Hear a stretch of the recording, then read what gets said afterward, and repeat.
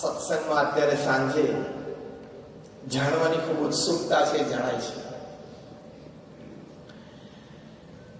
એક બહુ સારી વાત કોરોના દરમિયાન મેં વાંચેલી કે જાપાનમાં એક કોઈ નામની માછલી થાય છે. Well, I've been told to mix English and Gujarati, have 50-50 of both.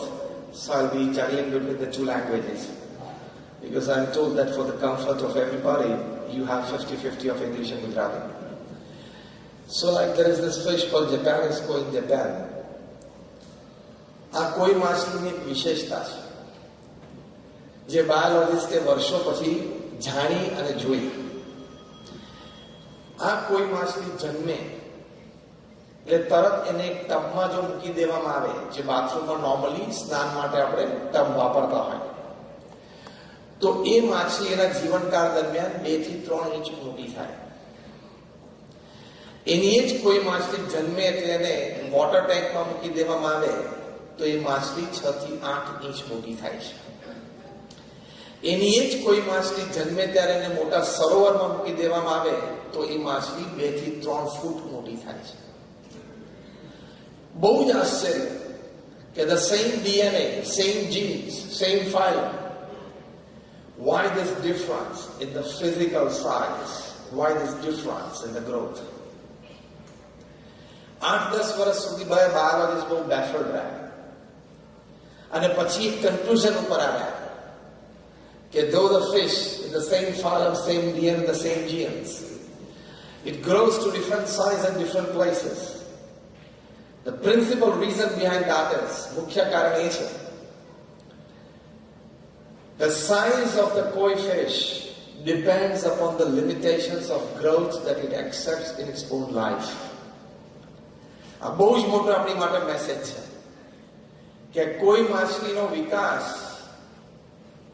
એનો ગ્રોથ એ શેની ઉપર નિર્ભર છે કે પોતે તરવાની જગ્યાની જેટલી લિમિટેશન પોતાની લાઈફમાં એક્સેપ્ટ કરે છે. જ્યારે ટબમાં મૂકવામાં આવે ત્યારે એક્સેપ્ટ કરે છે કે હું આટલામાં જ તરી શકીશ, એટલે એની પોતાની સાઈઝ નાની જ રહે છે. વોટર ટેન્કમાં મૂકવામાં આવે ત્યારે એને ખ્યાલ આવે છે કે મારી પાસે ઘણી મોટી જગ્યા છે થોડી, એટલે 6 થી 8 ઇંચ માછલી મોટી થાય છે. અને ખુલ્લા મોટા સરોવરમાં, પોન્ડ અને લેકમાં મૂકવામાં આવે ત્યારે it comes, oh, I have huge space, no limitations to swim.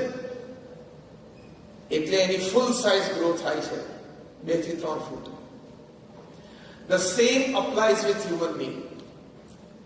Our growth, our progress and our success absolutely depends upon the limitations of growth that we accept in our lives. આપણે મનમાં માની રહેશે કે મારાથી આટલું કામ થશે, આ કક્ષા સુધીનું થશે, એટલે એ કક્ષા સુધીનું થાય. જે દિવસે આપણે વિચાર કરીએ કે God has given me infinite strength, I can grow to unimaginable levels, એ વિચાર હૃદયમાં દ્રઢ થાય એટલે આપણો વિકાસ અને સફળતા અનબિલીવેબલ થઈ શકે. એટલે પ્રથમ અગત્યની વાત છે, જે આપણો મુખ્ય વિષય છે પ્રવચનનો, અ લાઈફ વેલ લીવ્ડ, એમાં પહેલી વાત છે કે વિચાર હંમેશા અમર્યાદ કરવા. કોઈ દિવસ પોતાની જાતને એવું કેવું નહીં કે મારાથી નહીં થાય, મને આ નહીં ફાવે, મને આ નથી ગમતું, આ મારું કામ નહીં, આ બીજાનું કામ, હું ઓછું ભણેલો છું, હું આ નહીં કરી શકું, મને સાથ સંગાત ઓછો છે, મારાથી નહીં થાય. Never ever push your mind and heart with such negative thoughts. હંમેશા સવાર ઉઠીને પોતાની જાતને એટલું જ કહેવાનું, થઈ શકે. If I try, I can. હું પ્રયત્ન કરું તો થઈ શકે. ભગવાને મને પણ બુદ્ધિ આપી છે, મને પણ શક્તિ આપી છે, મને પણ 2, 5, 15 માણસોની ઓળખાણો આપી છે. If I decide, I can. Repeat with me these words. If I decide, I can. બસ આ વિચાર રોજ સવારે તમે ઉઠો અને ભગવાનને પ્રાર્થના કરો, પછી પોતાની જાતને કહેવાનું, today belongs to me, so if I decide, I can. તો તમારી જીવન બહુ સરસ શરૂ થાય. Because every day goes great, so the whole life goes great. પ્રથમ આ વિચાર છે, a life well lived. બીજે એક સરસ દ્રષ્ટાંત તમારી સાથે આજે શેર કર્યો છે. કારણ કે તમે સુરત બાજુના છો એટલે હીરાની વાત કરવી તો પડે. Coal, graphite and diamond are real brothers. Rather they are triplets. કોલસો, ગ્રેફાઇટ અને ડાયમંડ સગા ભાઈઓ છે. હવે કોલસા અને હીરાને સગા ભાઈ કહેવાય એટલે કેવું લાગે? But it's a fact. Carbon, graphite and diamond, all three are made up of carbon atoms and nothing except carbon. Carbon atoms haphazard રીતે ભેગા થઈ જાય the final product is coal. કોલસો. એના જ carbon atoms hexagonal structure, જે આપણે science ભણ્યા ઘણા યંગસ્ટર્સ છે, hexagonal structure એટલે બેન્ઝીન રિંગની શેપમાં ગોઠવાય એટલે ફાઇનલ પ્રોડક્ટ ગ્રેફાઇટ, જે આપણે ઘણી સારી જગ્યાએ પેન્સિલ ઇત્યાદિમાં ઉપયોગ કરીએ. And the same carbon atoms when they come together in a tetrahedral structure, the final outcome is a diamond.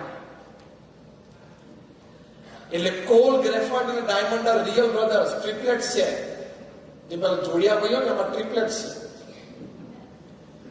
પણ ત્રણેયની બજાર કિંમત અને મનુષ્યના હૃદયમાં એની વેલ્યુ, એમાં ત્રણેયમાં બહુ જ તફાવત છે. ડાયમંડના આટલા ટુકડામાં ટ્રક ભરીને કોલસો આવી જાય, એટલે એક ભાઈના કિંમતમાં બીજો ભાઈ તો ટ્રક લોડ આવે. સગા ભાઈઓ પણ ફેરફાર શું થયો? What made them different from each other when it comes to market price, when it comes to values in the hearts and minds of people? આનો આન્સર શું છે? Design of the internal structure. આ બીજું વાક્ય યાદ રાખજો, for a life well lived. Design of the internal structure. એકનું haphazard છે એટલે કોલ બની ગયો, એકનું થોડુંક ઓર્ગેનાઇઝ છે હેક્સાગોનલ એટલે ગ્રેફાઇટ બની ગયું, ત્રીજાનું વેલ ઓર્ગેનાઇઝ છે ટેટ્રાહેડ્રલ એટલે ડાયમંડ બની ગયું. એટલે બીજી અગત્યની વાત છે design of your internal structure. Academics બધા પાસે છે, ફેમિલી બિઝનેસ નાનો મોટો બધા પાસે છે, 5-15 લોકો ઓળખે છે ને આપણે ઓળખીએ છીએ બધા પાસે છે. એટલે કે social connectivity, internet is the express highway of information, એ બધા પાસે છે. ઓપોર્ચ્યુનિટી પણ બધાને મળશે. What will make the difference is the design of your internal structure. બાહ્ય સ્ટ્રક્ચર તો બધા પાસે પ્રોપર છે. Internal structure is values. Internal structure is a value system. એટલે લાઈફ વેલ લીવ્ડ માટે પ્રથમ બે વિચારો મેં તમારી સાથે શેર કર્યા. એક જાપાનીઝ કોઈ માછલીના પ્રસંગથી શેર કર્યો કે don't accept any limitations of work and growth in your life. You can grow to unimaginable levels.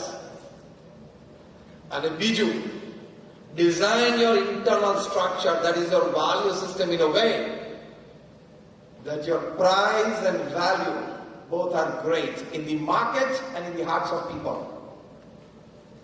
This is called a life well lived. હવે let's talk practical. કે આવી અચીવમેન્ટ માટે, આ બે વસ્તુના અચીવમેન્ટ માટે પ્રથમ પહેલી વાત એ છે જે normally when I talk to corporates and professionals, I teach them in my conferences and seminars, an 8+8+8 system. તમારી પાસે જીવનમાં 24 કલાક છે રોજના.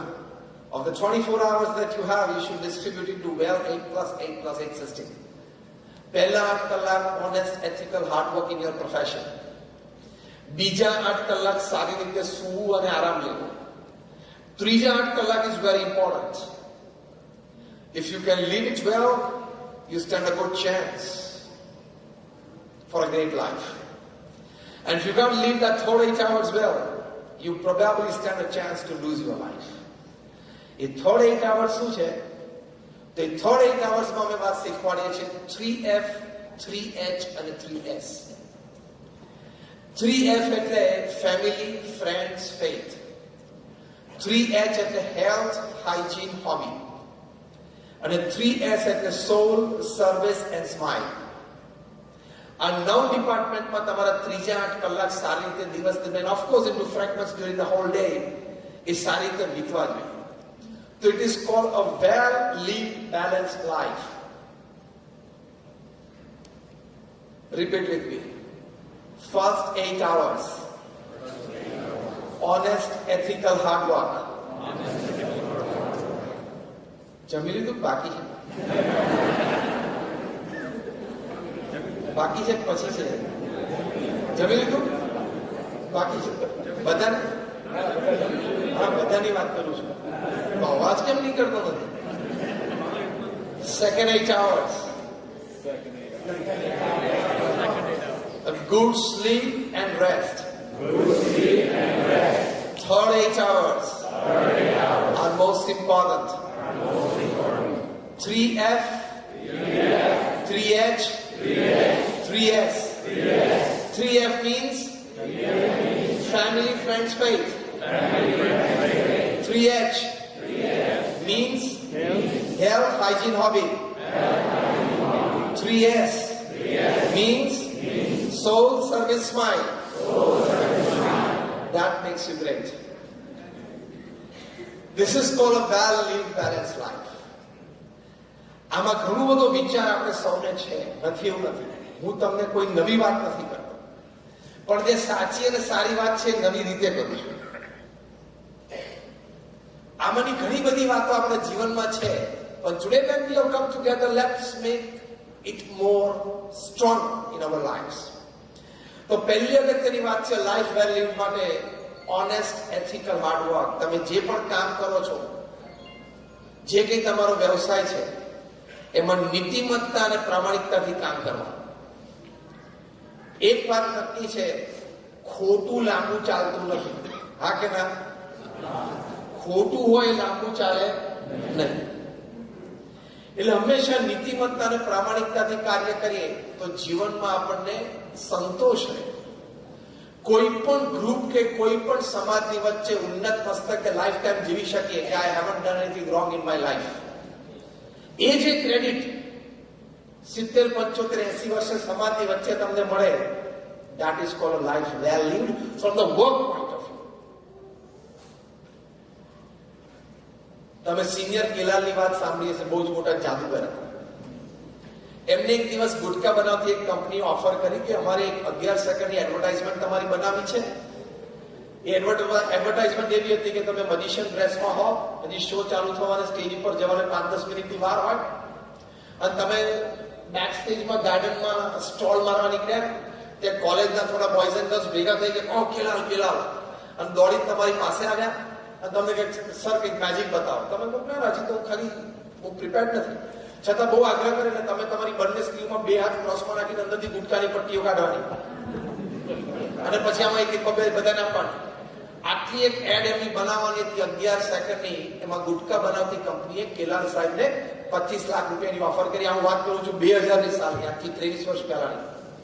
આ પ્રસંગ એમના દીકરા જુનિયર કેલાલે મને રૂબરૂ એક ફંક્શનમાં મેં ભેગા થયા ત્યારે કહેલું. કેલાલ સાહેબે પત્ર પાછો લખ્યો કંપનીને કે sorry, I would not be able to do this. કંપનીને લાગ્યું કે સાહેબને પૈસા ઓછા પડ્યા છે, બીજો પત્ર આવ્યો કે 50 lakhs. ફરી વખત કેલાલ સાહેબે લખ્યું કે sorry, I want B able to do this. પણ કંપની નક્કી કરેલું કે આમની જ એડ કરવી છે આપણે, એટલે કંપનીના ઓફિશિયલ્સ અંદર મળવા માટે આવ્યા. એટલે કહે કે કંઈક પૈસા બાબતની ચર્ચા તે કરી લઈએ, બીજી કોઈ વાત હોય તે કરી લઈએ, let's discuss what is the issue.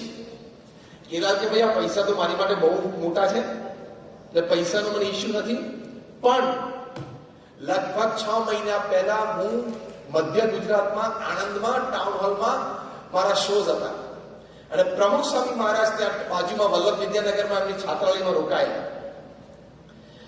હું એમના અવારનવાર દર્શન કરવા જાઉં છું. આ વખતે ગયો ત્યારે પ્રમુખ સ્વામી મહારાજે મને એક સજેશન કર્યું કે સાહેબ, તમને રોજ સાંજે 200-500 માણસ, 1000-2000 માણસ જોવા માટે આવે છે, તો જાદુ દેખાડો છે એ સારી વાત છે, પણ કંઈક વ્યસન મુક્તિ સંબંધી કાર્ય થાય તો બહુ સારું. તમે કહો કે એવું જાદુ બનાવો કે લોકોને જાદુ જોઈને વ્યસન છોડવાનું મન થાય, અને તમારે સ્ટેજના ખૂણે એક નાનો યજ્ઞ જેવું રાખો, યજ્ઞ પૂછો, ત્યાં લોકોને વ્યસન છોડી દે તો પાન પડીકી મૂકી દેવા, તો યજ્ઞમાં હોમી દે. પ્રમુખ સ્વામી મહારાજના આ વચનથી કેલાલ સાહેબે કહ્યું કે મેં એક નાનું જાદુ ડિઝાઇન કર્યું કે કોક આમ પડીકી ખાય અને લોકોને ઓડિયન્સમાં પડીકી ખાતા દેખાય અને સીધું એના છાતી ઉપર કેન્સર જ દેખાય, એવું એમને એક મેજિક ડિઝાઇન કર્યું. અને કે હું જાહેરમાં કરું છું, ઘણા બધા લોકોને પ્રેરણા મળે છે અને ભાઈ શોના અંતે મળવા પણ આવે. ઘણા બધા યજ્ઞકુળ પાસે હું જાહેરાત કરું ત્યાં પડીકી મૂકી દે, તો મારા દર શોમાં એવા 10, 15, 25 જણા વ્યસન છોડે છે. એ જોઈને મને બહુ આનંદ થાય છે કે હું મારા પ્રોફેશનમાં રહીને પણ કંઈક સમાજ સેવા કરું છું. ઘણા બધા પરિવારોને કદાચ હું એ કેન્સરમાંથી બચાવી શક્યો હોઈશ 6 મહિના માટે. મારે આ લાઈફ ટાઈમ કન્ટિન્યુ કરવું છે. હવે જો તમારી કંપનીની એડવર્ટાઇઝમેન્ટ હું કરું તો મારો એ તો મકસદ છે. અને એથી પણ વિશેષ પ્રમુખ સ્વામી જેવા મહાન સંતોનું એક વચન એવું પાછું ન ઠેવી શકું. એટલે 50 લાખ તો મારી માટે બહુ જ મોટી વાત છે, 25 લાખ પણ બહુ મોટી વાત છે. હું તો એવો મોટો માણસ નથી, પણ હું તમારી એડવર્ટાઇઝમેન્ટ એટલા માટે નહીં કરી શકું કે it is an ethic of my profession that I cannot do this with my own hands. એક મારા પ્રોફેશનમાં મેં એક એથિકલ વેલ્યુ નક્કી કરી છે કે હું ખોટું નહીં કરું, અને એમણે આ ઓફર ઠુકરાવી. પ્રમુખ સ્વામી મહારાજને જયારે આ વાતની ખબર પડી ત્યારે એમને ખૂબ રાજી થઈને આશીર્વાદ આપેલા. એ જો પ્રોફેશન આપણે હોય, નોકરી ધંધો વેપાર કરતા હોઈએ, પણ જે ખોટું છે ખોટું જ છે ને ખોટું મારાથી થાય નહીં, એ સિદ્ધાંત હંમેશા જીવનમાં દ્રઢ રાખો. અને ખોટું કરે છે એ આજે નહીં તો કાલે, કાલે નહીં તો પરમ દિવસે પ્રશ્ન આવે છે કે નહીં? યસ ઓર નો? આવે જ છે. જેણે જેણે આપણે ઇન્ડિયામાં ક્રિકેટ બોલ સાથે ચેડા કરે બધા ક્રિકેટ છોડવું પડ્યું નહીં? હા કે ના? કિશનથી પથ્થર એવો લઈને ઘસી બોલ ઉપર અંડરસ્ટેન્ડ ઓવરસ્ટેન્ડ કરવાનો પ્રયત્ન કર્યો, એક બાજુ પથરી ઘસીને અંડરસ્ટેન્ડ કરી નાખે એટલે બોલ રિવર્સ સ્વિંગ ચાલુ થઈ જાય. એ બધાએ ક્રિકેટ છોડવું પડ્યું. સ્પોટ ફિક્સિંગ કર્યો, બધાએ ક્રિકેટ છોડવું પડ્યું નહીં? જેને જેને બેંક સાથે ચેડા કરે બધાએ ભારત છોડવું પડ્યું નહીં? 2-3 જણા લંડન ભાગી ગયા છે, 2-3 જણા કેરેબિયન આઇલેન્ડ ભાગી ગયા, બધાને પાછા લાવવાના છે. અને Tihar is waiting with wide arms open to hug them in Delhi. ખોટું લાંબુ ચાલે નહીં. તમે ઇલેક્ટ્રિક એન્જિનિયર થયા અને 35 વર્ષથી તમારો અનુભવ હોય ક્ષેત્રમાં, એટલે તમારે રવિવારે સવારે ગેલમાં આવીને પ્લગ માંગણી નાખવાનો અધિકાર નથી. ખબર છે ને? તમે પ્લગ ને એમ નાખી શકો, this is the chairman's finger, okay? I am the chairman of the Texas Electricity Board, જે પણ નામ હશે અહીંયા. And I am an electrical engineer since 35 years, and I did my electrical engineering from Rutgers, okay? From Georgetown, okay? So this is the chairman's finger, I am putting it inside, take care of it. એમ કરીને plug માંગણી નાખવા તો ત્યાં electricity તમારી આંગળીને હાથ તોરાથી વધારે તમને ભૂકેથી ચોટાડી દે કે નહીં? Why? Because electricity doesn't know your post, position and power. In the same way, ethics, norms and disciplines don't know your position, power and your personality. Nothing. ચોટાડી દે. એટલે કોઈ પણ જગ્યાએ ધંધામાં વેપારમાં નીતિમત્તા ચૂકવી નહીં. This is a life well lived. અંગ્રેજીમાં એક કહેવત છે, આપણે રાત્રે સુવા જઈએ ત્યારે બેડરૂમમાં બેડ ઉપર આમ સૂઈએ અને પલંગ પર સરસ ઓસીકું હોય ને ઓસીકા ઉપર સરસ માથું મૂકીને ડીપ સ્લીપ ઓસીકુમાં આવે એવું સારું ઓસીકું કયું? તો અંગ્રેજીમાં કહેવત છે, no pillow is as soft as a clear conscience. તમારું હૃદય ચોખ્ખું હોય કે મેં આજે કંઈ ખોટું નથી કર્યું, is the best pillow for you to put your head and get a good sleep. આ વાત છે ને પ્રમુખ સ્વામી મહારાજ એક બહુ સરસ દ્રષ્ટાંતથી સમજાવતા હતા. દેશી દ્રષ્ટાંત, ગામડીઓ માણસ પણ સમજી જાય એવા દ્રષ્ટાંતથી સમજાવતા હતા. સ્વામી કહેતા, પ્રમુખ સ્વામી મહારાજ કે તમે કુવામાં સ્નાન કરવા માટે ડૂબકી મારો અને નીચે જઈને કદાચ તમે સંડાસ કરો, તમે બહાર આવો ને પહેલા તમારું પોત બહાર પ્રકાશી જાય કે નીચેથી કર્યું છે.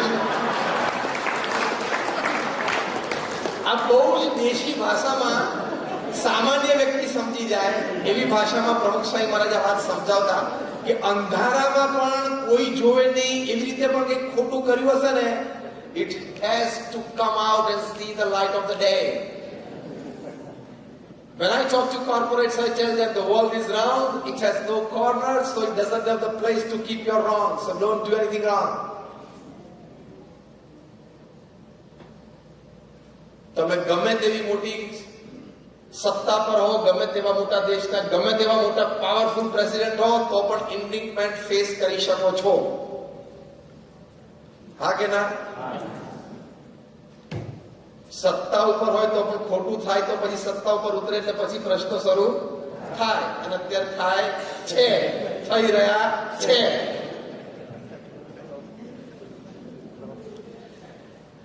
જે દિવસે થાય એ દિવસે તમારી પર્સનલ લાઈફ ડિસ્ટર્બ થશે, તમારી ફેમિલી લાઈફ ડિસ્ટર્બ થઈ જશે, તમારી બિઝનેસ લાઈફ ડિસ્ટર્બ થઈ જશે, લાઈફ ડિસ્ટર્બ થઈ જશે. એટલે એથિક્સ, નોર્મ્સ એન્ડ ડિસિપ્લિન્સ ચૂકવાની. તમે રજત ગુપ્તાનું નામ સાંભળ્યું હશે. અકોર્ડિંગ ટુ ન્યૂઝપેપર રિપોર્ટ્સ અને કોર્ટ પ્રોસિડિંગ્સ હું વાત કરું છું. IIT Kharagpur graduate, Harvard graduate, મેકેન્સીના ચેરમેન, ગોલ્ડમેનમાં ડિરેક્ટર. કેવી પોઝિશન્સ કહેવાય? દુનિયાના સૌથી ધનાઢ્ય ઇન્વેસ્ટર વોરેન બફેટે ઓફર કરી ગોલ્ડમેનને કે મારે $5 બિલિયન તમારામાં ઇન્વેસ્ટ કરવા છે. માય પર્સનલ $5 બિલિયન, મિલિયન નહીં, હા, AB billion, and that is my personal investment, not my company Berkshire Hathaway. એટલે બોર્ડ મળ્યું મોસ્કોમાં ગોલ્ડમેનનું કે ભાઈ આ આટલી મોટી ઓફર તો શું કરવાનું છે? બધા કે લઈ લેવી જોઈએ. $5 બિલિયન એમાં વોરેન બફેટની. એવું કહેવાય છે કોર્ટ પ્રોસિડિંગ્સ અને ન્યૂઝપેપર રિપોર્ટ્સ પ્રમાણે કે coming out of that board meeting, Rajat Gupta made just a 5-second phone call to his partner Rajaratnam, a Sri Lankan there in New York. અને એટલું બોલ્યા, start picking up Goldman as much as you can. Phone મૂકી દીધો. એટલે પેલા Goldman wall street ઉપરથી ઉઠાવવાના શરૂ કર્યા શેર્સ. એ ખબર હતી કાલ સવારે જાહેરાત થશે એટલે ગોલ્ડમેન આસમાને પહોંચશે શેર એના, અને આસમાને પહોંચે પછી વેચી દઈએ એટલે પ્રોફિટ થશે. અને થયું. બીજે દિવસે વેચે એટલે એક જ ડીલમાં $2 થી $3 મિલિયન મળ્યા. મજા આવે કે નહીં? 24 કલાક અને $2 થી $3 મિલિયન નો પ્રોફિટ ચોખ્ખો. કેવી મજા આવે? તાત્કાલિક 2 બોટલ લેવા જઈએ કે નહીં?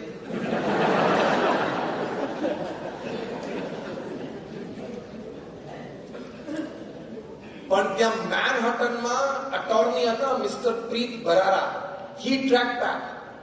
How can somebody go mad on Wall Street behind Goldman the previous day, and next day some announcements are made, the share prices rocket sky high, they go soaring high, and then they sell it and make a big profit?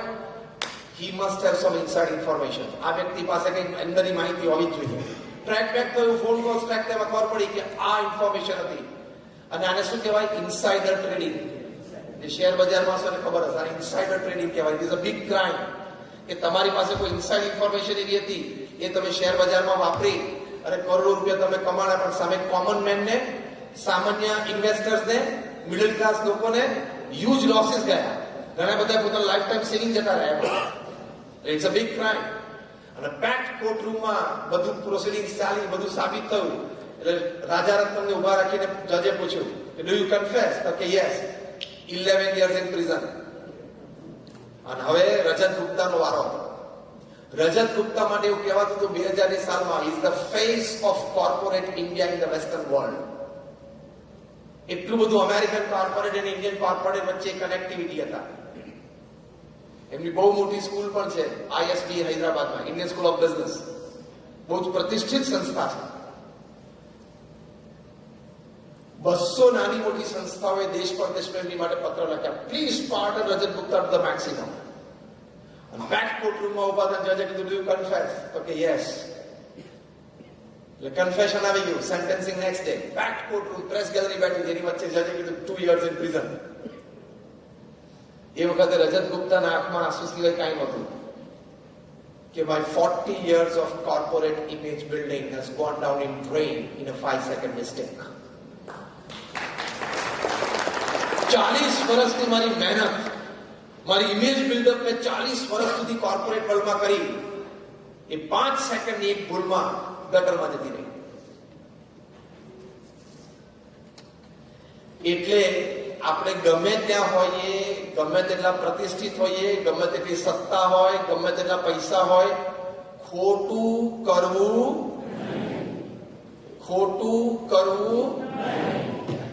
એટલે રોજ સવારે તમારે તમારી જાતને બીજું વાક્ય બોલવાનું, I cannot do anything wrong in my life. આ વાક્ય ફરી વખત બોલો. This is called a life well lived. પ્રમુખ સ્વામી મહારાજે BAPS સંસ્થા, તમારામાંથી કેટલા જણાએ પ્રમુખ સ્વામી મહારાજનું દર્શન કર્યા? Just rays your hands. લગભગ બધા. એક સંત તરીકે પછી આપણે એમને મૂલાવીએ. આપણે જ્યાં બેઠા છીએ, કાર્યની દ્રષ્ટિએ તમે એમને મૂલવો. તમારામાંથી કોઈ એવું બેઠો હોય કે જે 1300 મોટરોનો માલિક હોય તો કેવું લાગે? એને તો અત્યારે બેસાડવો પડે, નીચે ના ચાલે. અને 1300 પાછી ફ્રી. હા, શું કહેવાય તમારી ભાષામાં? બેંક ફ્રી થઈ જાય એટલે paid off. Paid off is the word. ઇન્ડિયામાં આપણે ફ્રી બેંક ફ્રી કહીએ છીએ, અહીંયા પેડ ઓફ કહીએ. પ્રમુખ સ્વામી મહારાજે સિંગલ હેન્ડેડલી 45 વર્ષમાં 1300 hospital, hostel, school, college, community centre, સંસ્કાર કેન્દ્ર, મંદિર, હારી મંદિર, અક્ષરધામ બનાવ્યા. આ તમારું SLPS છે. આટલી ફાઇન ફેસિલિટી છે, ખૂબ અભિનંદન છે તમને. પણ એક ફેસિલિટી ઊભી કરવામાં કેટલી તકલીફ પડી સંજય, આ હોલ બાંધવામાં? હા, કોઈ પણ એક તંત્ર ઊભું કરવું હોય તો મહેનત તો છે, પ્રશ્નો તો છે, તકલીફ તો છે. આ તમે એક facility. How many of you bin two BAPS Swaminarayan મંદિર ઇન ડેલાસ? યર અરવિંદ. એમાં પણ 90% તમે આવ્યા છો. That is one facility. તમે આ એક ફેસિલિટી ગણો. આવી નાની મોટી 1300 ફેસિલિટી, 1300. અમે ત્યાં I was there in Hyderabad for a developers and builders conference in India. The first question, top class builders and developers are India better. I asked them the first question in my keynote speech. How many of you sitting here, you have put your foot on 1300 lands? 1300 જમીન develop કરીએ પછી 1300 જમીન ઉપર પગ મૂક્યો હોય ને આમ નીચી કરો તો ઇન્ડિયાના ટોપ ક્લાસ બિલ્ડર્સ માંથી કોઈ હાથ ઊંચો ના કરે. એટલું પ્રમુખ સ્વામી મહારાજે 1300 જમીન ઉપર 1300 બાંધકામના પ્રોજેક્ટ પૂરા કર્યા. અને એ પણ સમાજ સેવાના, કોમર્શિયલ નહીં, બાંધીને વેચવાનું નહોતું, સમાજ સેવા માટે કર્યા. What an achievement. એની માટે Guinness book of world record તો 6 વખત એમનું નામ લખ્યું. એમાં એક વખત લખ્યું master builder of the 20th century. આટલું કામ કર્યું. દુનિયાના 60 દેશોમાં 18,000 ગામો અને શહેરોમાં જાતે ગયા. To uplift individual character, to inspire societies for selfless services. 3.5 lakh ઘર, ફેક્ટરી કે ઓફિસોમાં જાતે ગયા ટુ સેન્ટિફાય. અમારા જેવા 1200 સંતોને એમણે દીક્ષા આપી. એમાંથી 900 plus are graduates, post graduates, chartered accountants, doctors અને એન્જિનિયર્સ. અમારા ઘણા સંતો MBA ફ્રોમ હાર્વર્ડ પણ છે અને લો ગ્રેજ્યુએટ્સ ફ્રોમ જોર્જટાઉન પણ છે. આમ એટલા માટે તમને વાત કરી, તમને એવું ના લાગે કે નહીં ફાવ્યું હોય, નહીં જામ્યું હોય, નહીં ગોઠવાનું તો અહીંયા બેસી ગયા.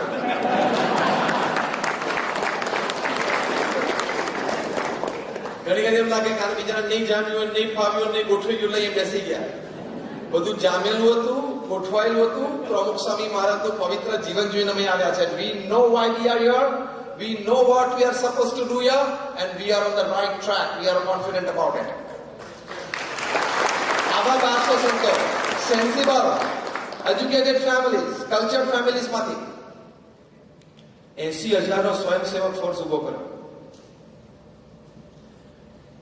બ્રિટનની પાર્લામેન્ટમાં, કેનિયાની પાર્લામેન્ટમાં સ્ટેન્ડિંગ ઓવેશન સાથે સન્માન થયું. અમેરિકામાં ઘણી બધી યુનિવર્સિટીઝ પડી. અને એમના સંકલ્પે અત્યારે રોબિન્સવિલમાં, ન્યુજર્સીમાં અક્ષરધામ બંધાય છે. Swaminarayan Akshardham at Robbinsville in New Jersey. એ 8મી ઓક્ટોબરે અમારા ગુરુવારી મોહન સ્વામી મહારાજ ઓપન કરશે. 1500 વર્ષ ટકે એવું આ પ્રોજેક્ટ, એવું આ અક્ષરધામ છે. It is built to last 1500 years. Like a stone structure, carving છે. 300 એકર ઉપર છે. એટલે when it will be inaugurated, it will be the largest traditional conventional Hindu mandir of the world. અને 1500 વર્ષે તમારી 60મી પેઢી અક્ષરધામના દર્શન કરશે. કેટલામી? 60th. એવો આ પ્રોજેક્ટ છે. આટલું કામ પ્રમુખ સ્વામી મહારાજે કર્યું, પણ આપણે મુદ્દો શું વાત કરીએ છીએ? નીતિમત્તા અને પ્રામાણિકતા. પ્રમુખ સ્વામી મહારાજને પૂછ્યું કે કયો વિચાર તમારા મનમાં હંમેશા રહે છે? એમને કહ્યું કે જે વિચાર મને ક્યારેય નથી આવ્યું કહું, એન્ડ ધેટ વોઝ ઇન્ટરેસ્ટિંગ. એમણે કહ્યું કોઈનું પણ અહિત થાય એવો વિચાર મને જીવનમાં ક્યારેય નથી આવ્યો. So this is ethical living. કોઈનું પણ અહિત ના થાય, બધાનું સારું, બધા પ્રગતિ કરે, બધા આનંદ કરે. That is ethical living. તો જો પહેલી વાત a life well lived માં honest ethical living. બીજી અગત્યની વાત છે, આજે આપણે મુદ્દા સમજ્યા એમાંથી 8+8% માં a work life balance. When I talk to corporates, I tell them you are not the office that you are sitting in, you are not the visiting card that you hold, you are not the car that you drive, you are not the house that you live in. You are first a human being and then a professional. Am I right or wrong? Raise your hands if you say yes. We are first human beings and then a professional, then a businessman. So work-life balance maintain કરવા. એક 30 સેકન્ડની video YouTube પર છે, આજે રાત્રે જઈને જોજો. 30 સેકન્ડ્સની છે. વર્લ્ડ CEO ઓફ કોકોકોલા એક સમયમાં હતા બ્રાયન ડાયસન. એ રિટાયર પછી બી સ્કૂલના કોન્વોકેશન ડેમાં ચીફ ગેસ્ટ હતા. બ્રાયન ડાયસને બહુ સરસ વાત કરી અને 63 સેકન્ડનું પ્રવચન કર્યું. ઓનલી 30 સેકન્ડ્સ, પણ અદ્ભુત છે. હું થોડું સમજાવતા તમને વાત કરીશ એટલે 2 મિનિટ લઈશ. અને કઈ પોસ્ટ ઉપર રિટાયર થયેલા? World CEO of Coca-Cola. એમણે આ ફ્રેશ MBAs, ફ્રેશ ગ્રેજ્યુએટ્સ ને કોન્વોકેશન ડેમાં કહ્યું કે see now you will step into the corporate world.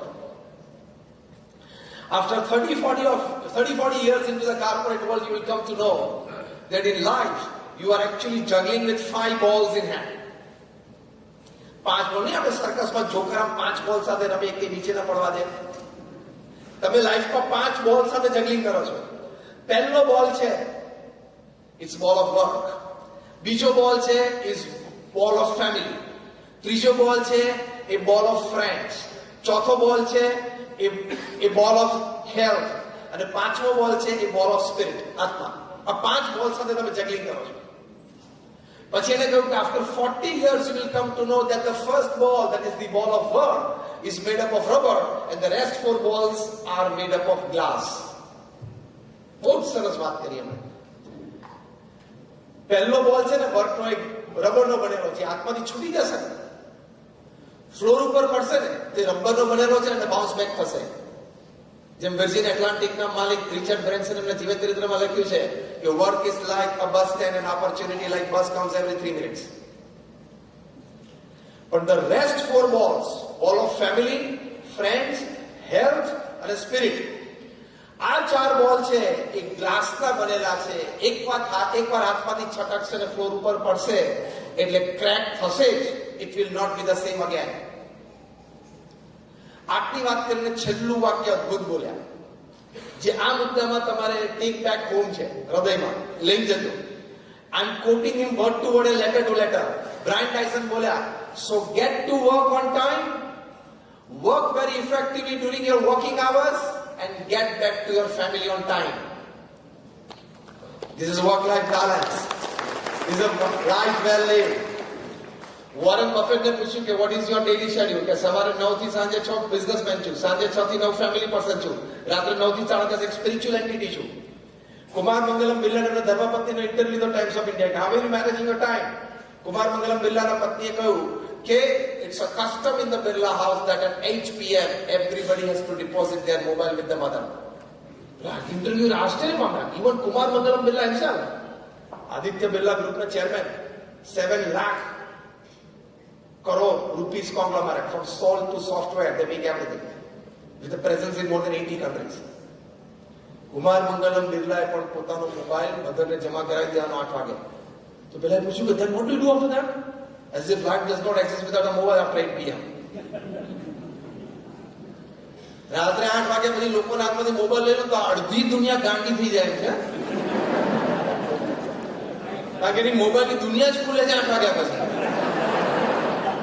અડધી દુનિયામાં ગાંડી થઈ જાય છે. એમાં રાખ્યો રોંગ. તો કે what do you do after 8 PM? તો કે it's a family dinner time. We sit together for a family dinner અને પછી અડધો કલાક વાતો કરી. અમારા ગુરુ હરિ મહંત સ્વામી મહારાજ 2017 સાલમાં અમેરિકા પધારેલા ત્યારે પ્રેસિડેન્ટ બારાક ઓબામા, એક્સ પ્રેસિડેન્ટ, એમણે વોશિંગ્ટનમાં એમની ઓફિસમાં મહંત સ્વામી મહારાજને આમંત્રણ આપ્યું. મહંત સ્વામી મહારાજ ત્યાં ગયા, વોશિંગ્ટન, બારાક ઓબામા સાથે બેઠા. એ વાર્તાલાપ દરમિયાન બારાક ઓબામાએ મહંત સ્વામી મહારાજને વાત કરી કે હું 8 વર્ષ અમેરિકાનો પ્રેસિડેન્ટ રહ્યો, 2 terms.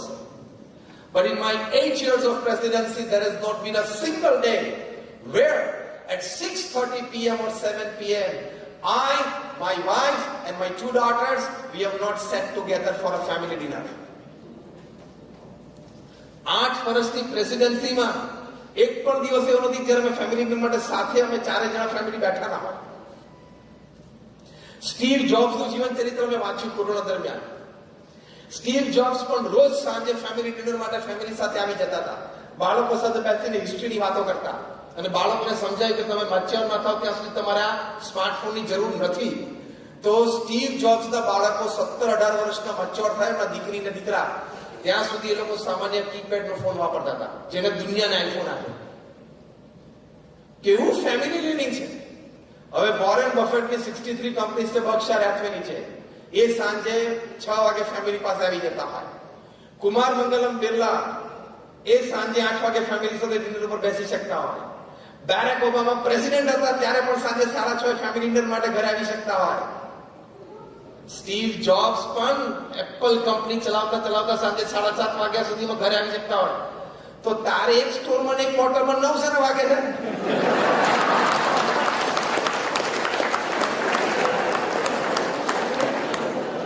તારે 2 સ્ટોર ચલાવવા, એમાં એક માણસ રાખ્યો અને 2 મોટલ ચલાવવાની, એમાં તારે 9 વાગે રોજ રાત્રે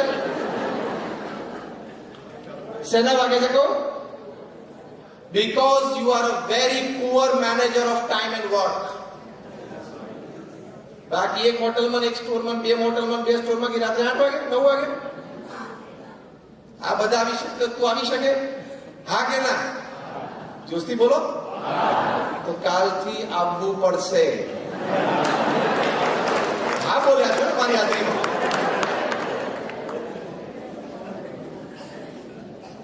તો કાલથી આવવું પડશે. I will join my family for family dinner every day. Who is taking a pledge? Raise your hands. I'm proper. American style thi aatla nahi, Indian style thi. I am. That's it. I must give you a big hand.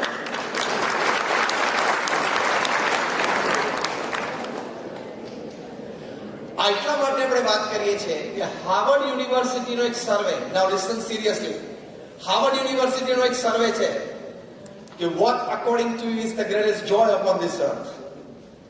8 વર્ષ સર્વે ચાલ્યો, 110 દેશોમાં સર્વે ચલાવ્યો, 1 લાખ પરિવારમાં સર્વે થયો, across caste, creed, color, religion, nationality. 67% plus respondents, they said spending quality and quantity time with your near and dear ones whom you love and respect, who loves and respects you, is the greatest joy upon this earth. પૃથ્વી પર સૌથી મોટો આનંદ family ટાઈમનો છે.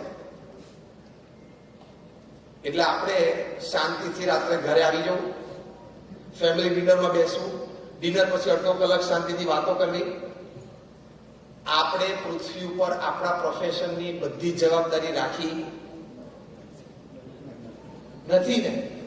હા કે રાખી નથી. એટલે આપણે પ્રેમથી વર્ક લાઈફ બેલેન્સ મેન્ટેન કરવાનું. અને ઘરે આવ્યા પછી પણ રાત્રે 9 વાગે, 10 વાગે, 11 વાગે, 11:30 વાગ્યા સુધી ફોન ચાલુ નહીં રાખવાનો.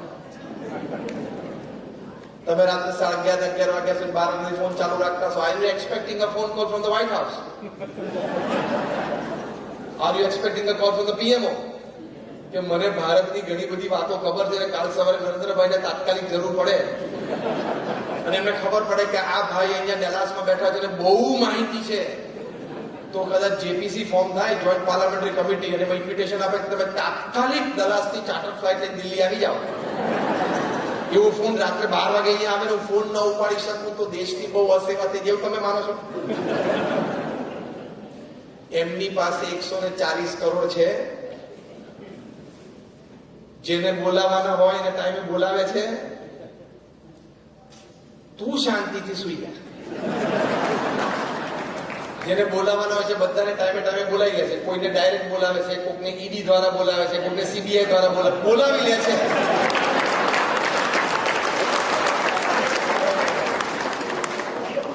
બોલાવી લે છે. તું શાંતિથી સુઈ જા. આપણે 8 વાગે કાલે સ્ટોર ખોલવાનો છે, ખબર છે ને? એટલે બહુ લાંબે સુધી ફોન ઉપર રહેવાની જરૂર નથી. According to the world health organization, સાંભળજો, કોન્ક્રીટ ઇન્ફોર્મેશન સાથે બોલું છું. According to a world health organization report, if you open your Facebook for 5 times in a day, you are suffering from a mental disorder. તમે માનસિક રોગથી પીડિત છો જો 5 થી વધારે વખત તમે ફેસબુક ઓપન કરો તો. કારણ કે ફેસબુક નો ગુજરાતી સમાનાર્થી શબ્દ તમને ખબર છે? પંચાત.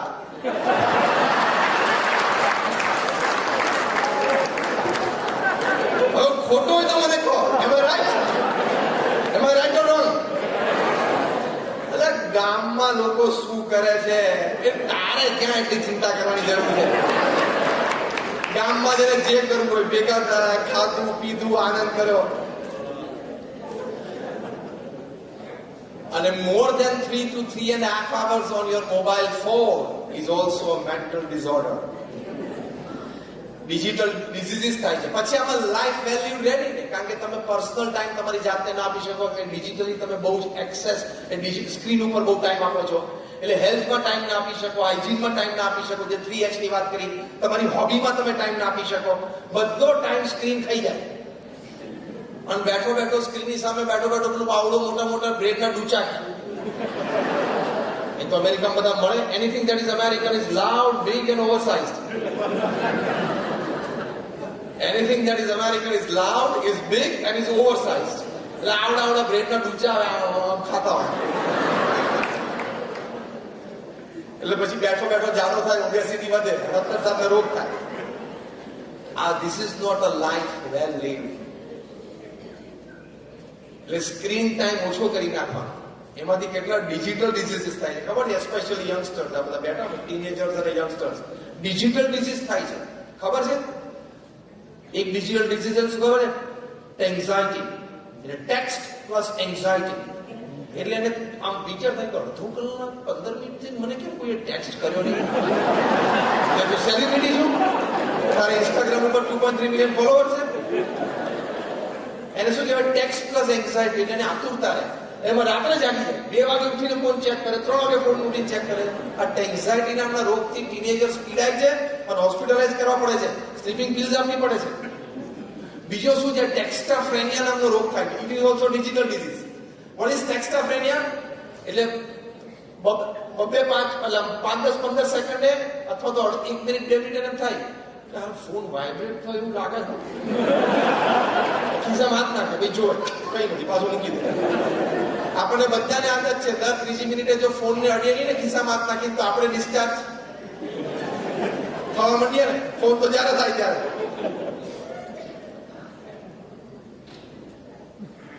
This gadget is made to serve us. The reverse has happened. We have become the slaves of these gadgets. આ બધા આધુનિક સાધનો શેની માટે બન્યા છે? આપણા કામના ઉપયોગ માટે. અને ભરપૂર કરવાના. મોબાઈલ ફોન, લેપટોપ, આઈપેડ ભરપૂર ઉપયોગ કરવાના. કામમાં અતિ આવશ્યક છે, પણ એના ગુલામ થઈ ગયા છે આપણે. એ ખોટું છે.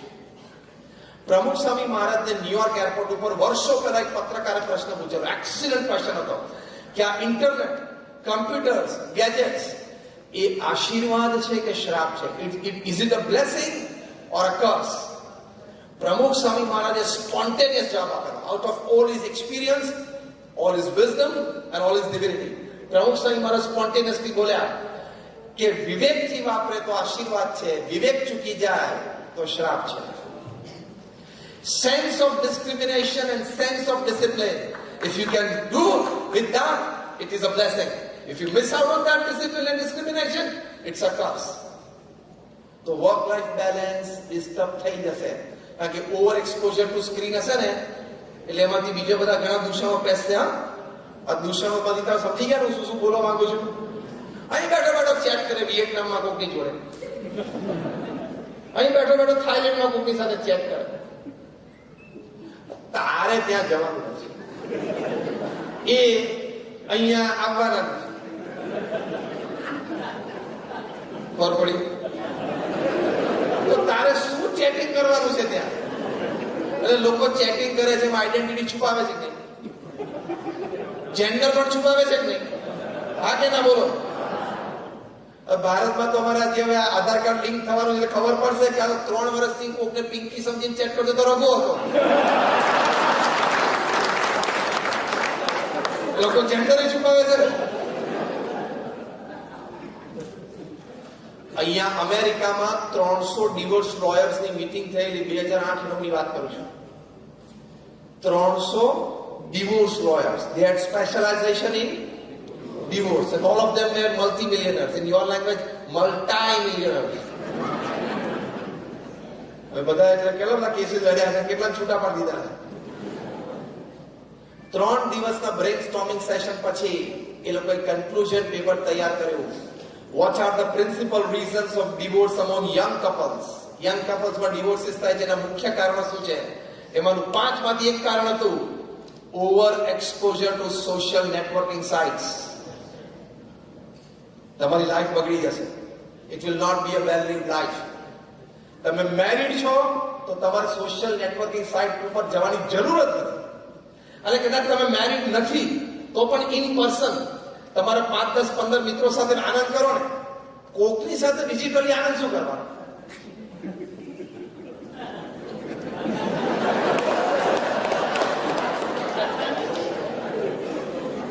Am I talking something sensible?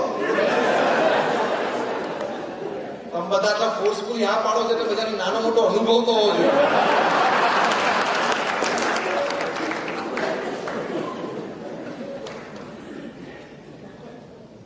It has the power to spoil your married life, to spoil your family life, અને લાઈફ વેલ લીડ હાથમાંથી જતી રહે. પછી જે અફસોસ થશે ને લાઈફમાં, એનો કોઈ ઉપાય નથી. આવી કોઈ ખોટી આદત પડી ગઈ, એના લીધે તમારી ફેમિલી ડિસ્ટર્બ થઈ ગયું, ડિવોર્સ થઈ ગયા, સંતાનો તમારાથી દૂર થઈ ગયા, એનું જે દુઃખ, એનું અત્યંત જે હર્ટ અંતરમાં થશે ને, એની દવા જ નથી પૃથ્વી પર. એ ખબર છે ને? Do you know this? To heal that hurt, that emotional shock, there is no medicine upon this earth. તમને કે કોઈ સોશિયલ કાઉન્સેલર પાસે જવું કે અમારે સોશિયલ કાઉન્સેલિંગ કરીને મને થોડી વાત સમજાવે. હવે એક દિવસ ને બેઠો છે, દાયો થાય છે, અને તમને સારી સારી વાતો કરે સોશિયલ કાઉન્સેલિંગમાં, અને અમથા કલાકના $50 પડાઈ લે. સો લાઈફ વેલ લીડ માટે work life balance and a value system in your family. પ્રમુખ સ્વામી મહારાજ એક વાત બહુ જ સરસ કરતા કે જો તમે તમારા સંતાનોને સંસ્કાર નહીં આપો તો એક દિવસ એવો આવશે કે તમારે સંપત્તિ અને સંતતિ બે ખોવાનો વારો આવશે.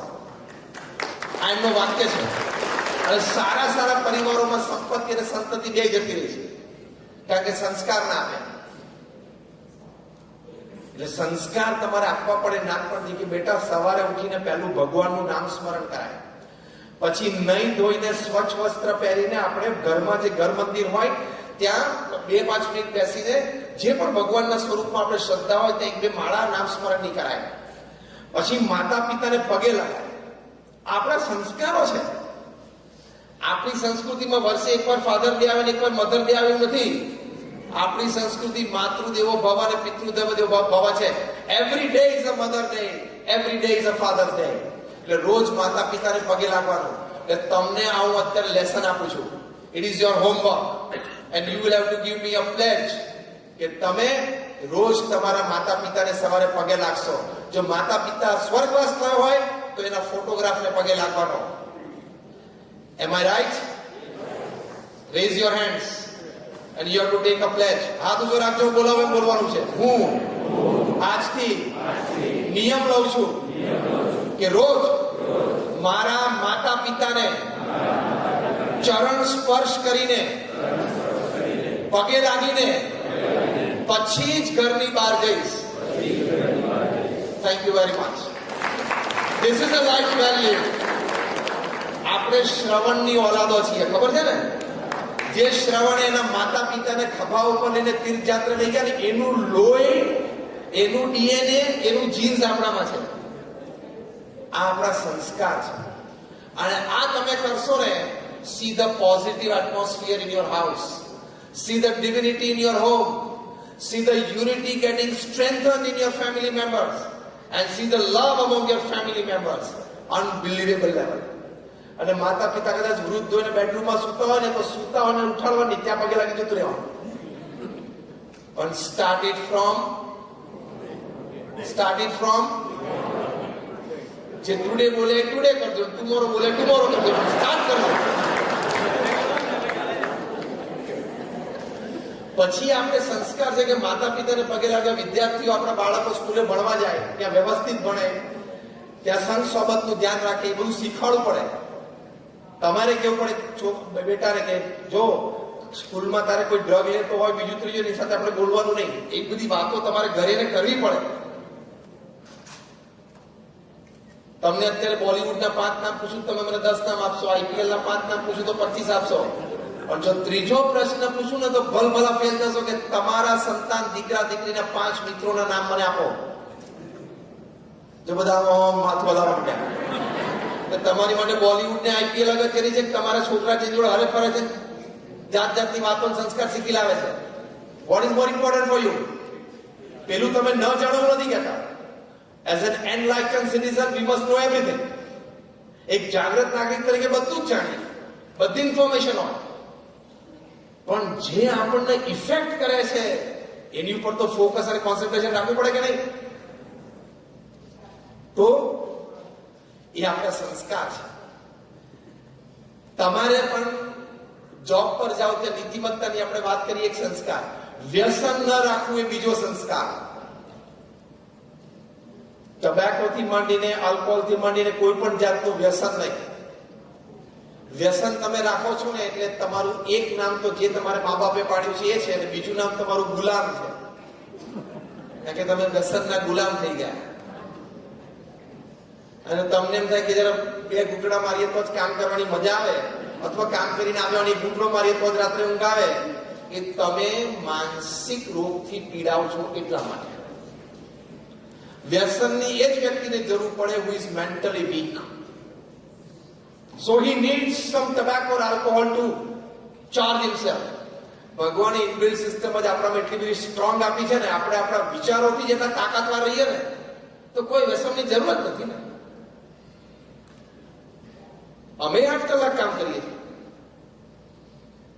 છેલ્લા 1 મહિનામાં હું અમેરિકાના 12 થી 14 સ્ટેટમાં ગયો, 35 થી 40 સિટીઝમાં ગયો, અને 55 થી 60 ટોક્સ આપી. કઈ વ્યસનની જરૂર નથી પડતી. આપણી ઇનબિલ્ટ સિસ્ટમ સ્ટ્રોંગ ના કરીએ, એક જ વિચાર કરીને એનર્જીમાં આવી જઈએ. આ તો ટાઈમે પેલી પડીકી મળીને એટલે આમ થવા માંડે. એ તો તું નબળો કહેવાય, બીમારી યુક્ત કહેવાય. જે લોકો અહીંયા બેઠા છે ને વ્યસન કરે છે, એ લોકોના માથા ઉપર મારે બહુ મોટો આક્ષેપ મૂકવો છે, જો તમારી પરવાનગી હોય તો. મૂકું? હા કે ના?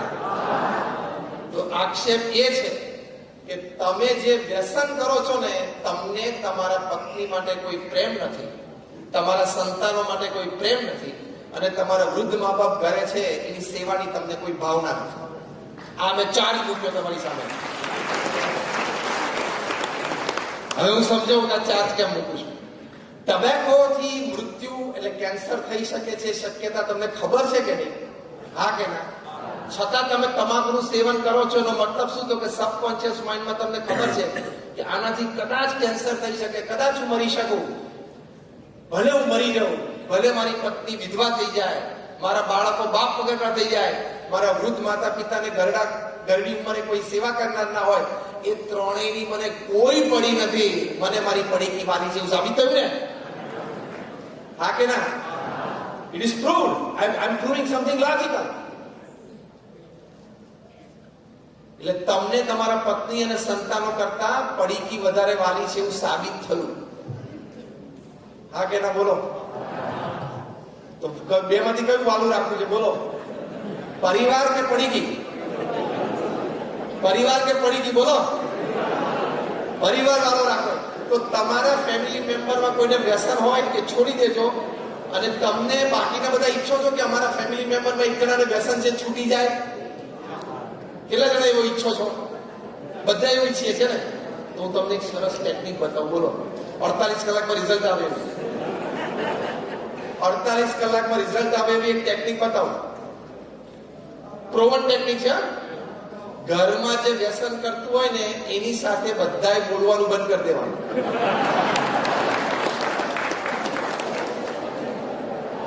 કામ વ્યવહાર બધો કરવાનો. ટાઈમે જમવાનું આપવાનું હોય, ટાઈમે વ્યવસ્થા કરવાની, કામ વ્યવહાર બધો કરવાનો. સામે કંઈક બોલો તો ખાલી હસવાનું, બોલવાનું નહીં. અને જે કેવું હોય ચિઠ્ઠીમાં લખી મોકલી દેવાનું. 48 કલાકમાં રિઝલ્ટ. Do it. અમે તમને નિસ્વાર્થ ભાવે વાત કરી છે. અમને કોઈ સ્વાર્થ નથી. હા, આપણે તો જીવનમાં અત્યારે પહેલી વાર મળ્યા, ફરી કઈ મળ્યા ના મળ્યા ભગવાનની ઈચ્છાની વાત છે. પણ આજે મળ્યા તો એક સંતનો ધર્મ છે કે તમને સાચી ને સારી વાત કરવી. અમને આમાં કોઈ સ્વાર્થ નથી. હું 25 વર્ષથી નેશનલ ઇન્ટરનેશનલ કોન્ફરન્સીસ માં talk on various topics to professional corporates and society level, social level, in સમાજ, everywhere. I don't charge a single penny for my talks. 25 વર્ષથી મેં એક પણ પેની મારા પ્રવચન માટે ચાર્જ નથી કર્યો. આજે પણ નથી કર્યો, અને આજે પણ એમાં રાઈટ ઓર રોંગ? FOC છે. હા, 1 કલાકથી. કારણ કે અમારે કઈ પૈસાની જરૂર નથી. BAPS ના કોઈ સંત પાસે પૈસા જ નથી, બેંક એકાઉન્ટ જ નથી. આ અમે નિસ્વાર્થ ભાવે સારા વિચાર અને સારા વર્તન સમાજમાં પ્રવર્તે એની માટે પ્રયત્ન કરીએ છીએ. અમને કોઈ સ્વાર્થ નથી, તમારા સારા માટે કહીએ છીએ. માટે આ વ્યસન તમે છોડી દેજો. તમારાથી કેટલાય તમાકુના ખેતર જોયા છે? આંકડી ઊંચી કરો. ચરોતરમાં હોય છે તમાકુના ખેતર. એની વિશેષતા ખબર છે? Tobacco is the only cash crop upon this earth. The fields of which doesn't need a fence. તમાકુના ખેતરને કોઈ વાડ ક્યારે હોતી જ નથી. તમે ચરોતરમાં જોજો, ખેતર હોય, ફૂટપાથ હોય, રોડ હોય. કેમ? તમાકુના ખેતરને વાડ હોતી નથી. બાકી બધા ખેતરને વાડ રાખવી પડે કે નહીં? તમાકુના ખેતરને કેમ વાડ નહીં? જાનવર શબ્દ નહીં બોલવાનો, ગધેડો બોલવાનો. Particularly don't make the word generalize. Let us pinpoint to something so it is hit on the target. ગધેડો પણ અંદર માથું નથી નાખતો. બીજો કોઈ ગધેડો નજીક કરીને સૂંઘવા જાય ને, અત્યારે તો આપણને ગધેડાની લેંગ્વેજ ખબર નથી. ભવિષ્યમાં સાયન્ટિસ્ટ છે ને બધા એનિમલ્સની લેંગ્વેજ છે જ. એ ડીકોડ થશે. આપણે ત્યાં ખાલી કૂતરું ભાષે જેવું નથી. એના ટોન, એના લહેકા, લંબાણ, ઓછું, એની પરથી ઇટ્સ અ લેંગ્વેજ. ભવિષ્યમાં સાયન્સ લેશે. તો જયારે ગધેડાની લેંગ્વેજ ડીકોડ થશે ને ત્યારે ખબર પડશે કે એક ગધેડું તમાકુના ખેતરમાં અંદર મોઢું નાખવા ગયું ને પાછળથી જે ગધેડું ઘોસ્યું ને એમ કહેતું હતું કે અલ્યા સજ્જન થા, આ પેલો પ્રાણી માણસ છે ને એનો ખોરાક છે, આપણા ખાનદાનનો આ ખોરાક નથી.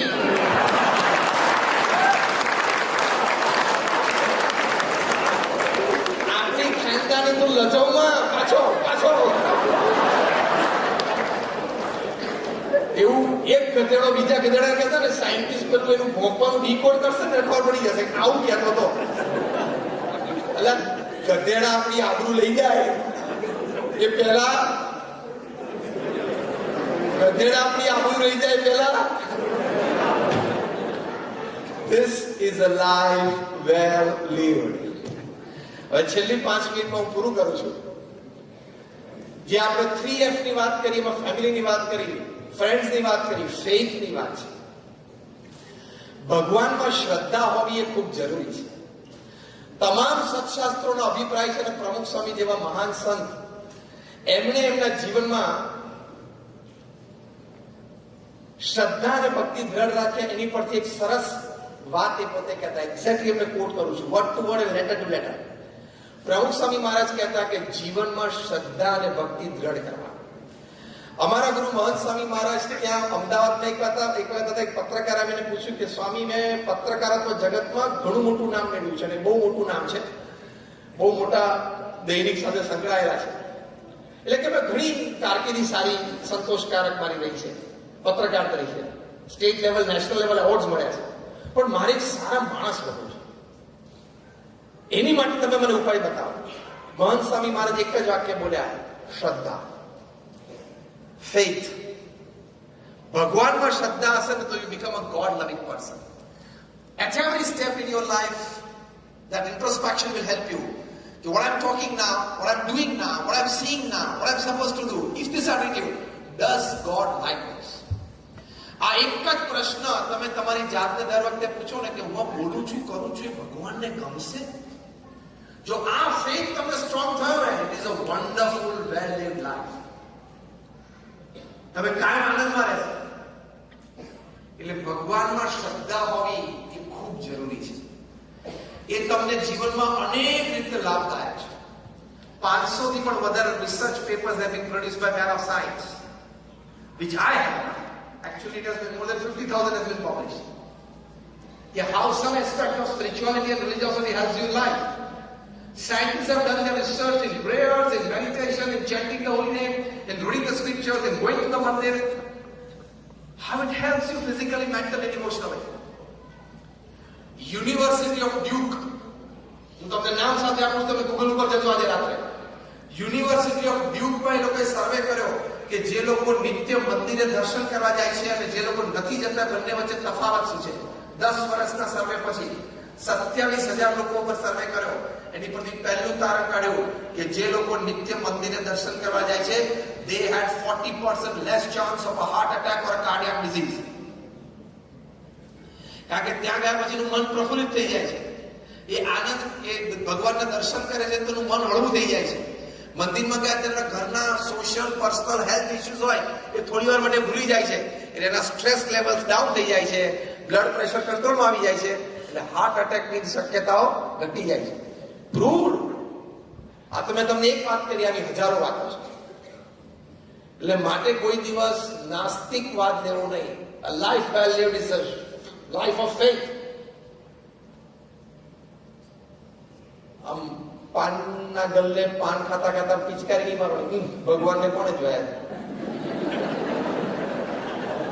દુનિયાની સૌથી અભણ આર્ગ્યુમેન્ટ છે આ. Most illiterate argument upon this earth is I have not seen God, so I don't believe. આ આખી નથી જોયા. ત્રીજી આઈ તો છે ને, ભગવાને બુદ્ધિ તો આપી છે ને, એનાથી તું જો ને ઇન્ટેલિજન્સ થી તને ભગવાન દેખાશે. અમે ત્યાં 400 સાયન્ટિસ્ટ ડાર્જલિંગ એન્ડ બેન્ડ્રામાં હતા.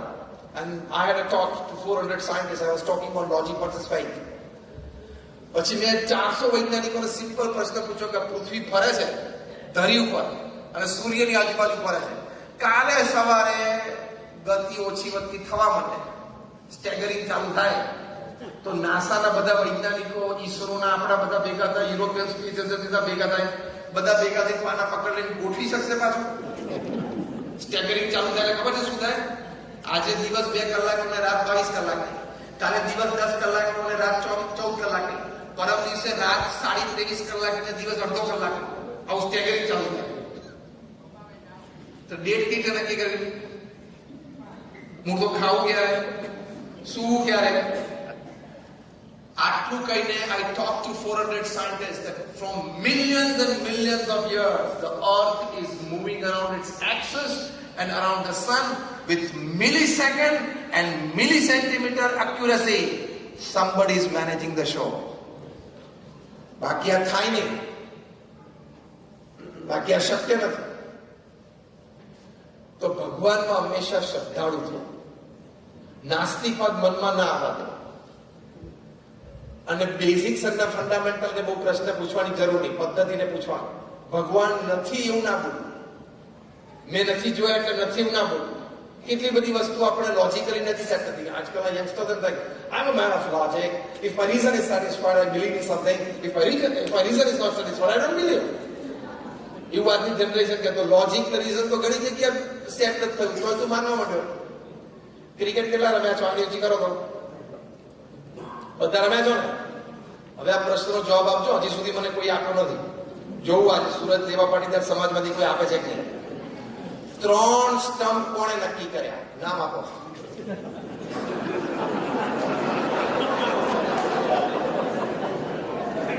કે ભાઈ તું તો મેન ઓફ લોજિક છું ને મેન ઓફ રીઝન છું, તો 3 સ્ટમ્પનું લોજિક તને સેટ ના થયું તો ક્રિકેટ રમવા જ ન ગયો.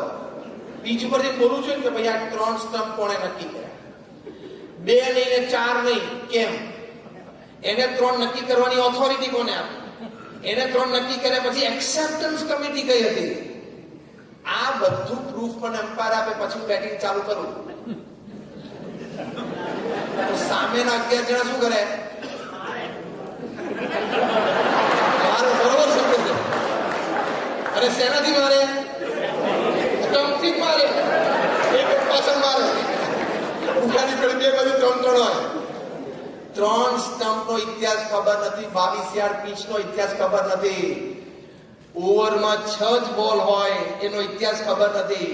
તો પણ એ ફંડામેન્ટલ્સ આપણે સ્વીકારી લીધા લાઈફમાં, તો ક્રિકેટ રમવાનો આનંદ આવ્યો કે નહીં? વોલીબોલ તમે રમો છો, ટુર્નામેન્ટ આખી કરી, તેના ફંડામેન્ટલ સ્વીકારી લીધા કે નહીં? ફેરફાર કર્યો તો આનંદ આવ્યો કે નહીં? 3 વખત પણ 1 વારમાં જ પહોંચવો જોઈએ, તો આનંદ આવ્યો કે નહીં? ફંડામેન્ટલ્સ એક્સેપ્ટ કરવાના. પ્રોસેસ તમે બદલી શકો. વોલીબોલ ગેમમાં પ્રોસેસ બદલી કે નહીં? કે ભાઈ 3 વારમાં સામે નહીં, 1 વારમાં સામે પહોંચવું જોઈએ, આ કે ના? કારણ કે 3 વારમાં પહોંચવામાં જોખમ છે. એકાદો સ્મેશર કોઈ પાવરફુલ હોય કોઈ ટીમ પાસે જીતે જ, એટલે સ્મેશરને એવોઇડ કરવા માટે જરા નિયમ છે. ફંડામેન્ટલ્સ એક્સેપ્ટ કરવા પડે. પદ્ધતિને પ્રશ્ન પૂછવાનો, ફંડામેન્ટલને નહીં. ઉનાળામાં સરસ અહીં તો ટેમ્પરેચર જતું હોય છે 100 ને 105 અડી જાય. હવે મારે રાતે તમે આઈસ્ક્રીમ ખાવા જાઓ અને પેલો કાઉન્ટર ઉપર તમને આઈસ્ક્રીમ આપે, પછી એમ કહો કે હું ice cream see I am man of logic. I will eat this ice cream only if I first come to know from which buffalo's milk this ice cream was made. ત્યારે તો દોઢ ડાયો થયો નહીં. આઈસ્ક્રીમ ખાતી વખતે પૂછ્યું કે કઈ ભેંસની દૂધમાંથી આઈસ્ક્રીમ બન્યો છે મને કહો. કે ભેંસ મને દેખાડો તો હું આઈસ્ક્રીમ કોઈ કોપી કરું. અને હું કેવા જાત તો આઈસ્ક્રીમ ખા પગડી યાર. જે ભેંસમાંથી બન્યો આઈસ્ક્રીમનો આનંદ છે કે નહીં? જેને 3 સ્ટેપ નક્કી કર્યા ક્રિકેટનો આનંદ છે કે નહીં? એમ ભગવાનની ભક્તિ કરવા માંડો, ભગવાનનો આનંદ આવશે. Accept it.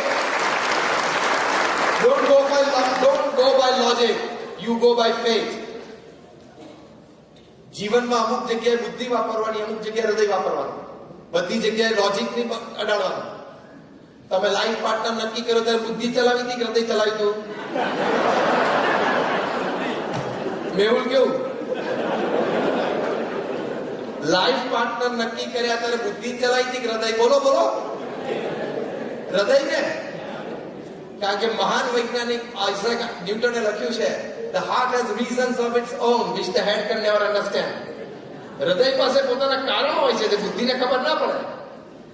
ઓફિસમાં બુદ્ધિ ચલાવવાની, ઘરમાં હૃદય ચલાવવાનું. It's a life well lived. Thank you very much and all my prayers for all of you. The first question, why BAPS has Stree and Purush Maryada? Not just BAPS, you go through any organizations, religious organizations, anywhere in the world there is some kind of maryada, that is sense of discipline. તમે કોઈ પણ ધર્મ લો તો એ ધર્મમાં આ મર્યાદાઓ છે જ, પહેલી વાત. એટલે દરેક ધર્મ સંસ્થાઓમાં છે જ. બીજું સમાજમાં પણ છે અને તમારા ઘરમાં પણ છે, જેને આપણે મર્યાદા કહીએ. દ્રષ્ટાંત રૂપે તમારી સામે 5 સ્ત્રીઓ ઊભી છે. એક તમારી માતા છે, એક તમારા પત્ની છે, એક તમારા બેન છે, એક તમારા દીકરી છે અને એક તમારા પડોશમાં છે. એ 5 સાથે તમે ફિઝિકલ, મેન્ટલ, ઇમોશનલ વ્યવહાર સરખો કરી શકો? હા કે ના? એ જે તમે ના પાડી ને મર્યાદાના આધારે ના પાડી. દરેક જગ્યાએ મર્યાદા જોઈએ, મર્યાદાથી શોભે. અને બધે જ તમે એરપોર્ટ ઉપર જાઓ તો સિક્યુરિટી સ્ક્રીનિંગમાં મેન વિમેન જુદા હોય છે કે નહીં? રેસ્ટરૂમ્સ જુદા હોય છે કે નહીં? Why? To prevent physical or sexual abuse. આ જુદું રાખવામાં આવે છે, સ્ક્રીનિંગ ને બંને. એમ સત્સંગમાં જયારે આવીએ, ધર્મસ્થાનમાં આવીએ, અધ્યાત્મમાં જયારે આવીએ ત્યારે સ્પિરિચ્યુઅલ અબ્યુઝ અવોઇડ કરવા માટે આ મર્યાદા છે. હવે સ્પિરિચ્યુઅલ અબ્યુઝ શું છે ને જાણવા માટે 10 વર્ષનો સત્સંગ જોઈએ પાછો. હા, તમને is equals to MC square બોલો, આઇન્સ્ટાઈનની થિયરી બોલતા બધાને આવડે, પણ એને સમજવા 10 વર્ષનું ફિઝિક્સ જોઈએ. એમાં એક મર્યાદા છે, ધર્મ મર્યાદા છે, અને અમુક કસ્ટમ છે, રિવાજ છે. ફોર એક્ઝામ્પલ, પરણીને હંમેશા સ્ત્રી જ સાસરે જાય છે, પરણીને પુરુષ સાસરે જાય એવી રિવાજ ખરો? પણ તમે સ્વીકારો છો. હવે ત્યાં કોઈ લેડીઝ એમ ના કહી શકે કે દર વખતે અમારે સાસરે જવાનું, કોક દાડો તો એવું કરો તમે સાસરે આવો. પણ 2000 વર્ષથી અમે જ સાસરે જઈએ છીએ, તો હવે 2000 વર્ષ એવા કાઢો પૃથ્વી પર કે પુરુષ પણ સાસરે આવે. એક રિવાજ બની ગયો છે, કસ્ટમ છે, હા કે ના? ટ્રેડિશન છે. અમને એક જણે એવો પ્રશ્ન પૂછેલો, તમે બહેનોને દૂર બેસાડો છો તો તમે એને સેકન્ડ ક્લાસ સિટીઝન તરીકે ટ્રીટ કરો છો. મેં કહ્યું એવું નથી. It's a sense of discipline, it's a sense of holy line of discipline. પછી મેં એમને સામે પ્રશ્ન પૂછ્યો કે અમે તો કદાચ સત્સંગ માટે 2, 5, 15 મિનિટ માટે અથવા કલાક 2 કલાક માટે મર્યાદામાં બેસાડ્યા, તમે તો લાઈફ ટાઈમ એને સેકન્ડ ક્લાસ સિટીઝન ટ્રીટ કરો છો. કેમ ખબર છે? તમારી સાથે લગ્ન થાય એટલે એને એના પિતાનું નામ મૂકી દેવાનું ને એનું લાસ્ટ નેમ મૂકી દેવાની. જે આઈડેન્ટિટી એ છોકરી 25 વર્ષ જીવી હોય એ તમારા જોડે લગ્ન કરી આઈડેન્ટિટી છોડી દે, તો તમે એને સેકન્ડ ક્લાસ બનાવી દીધી.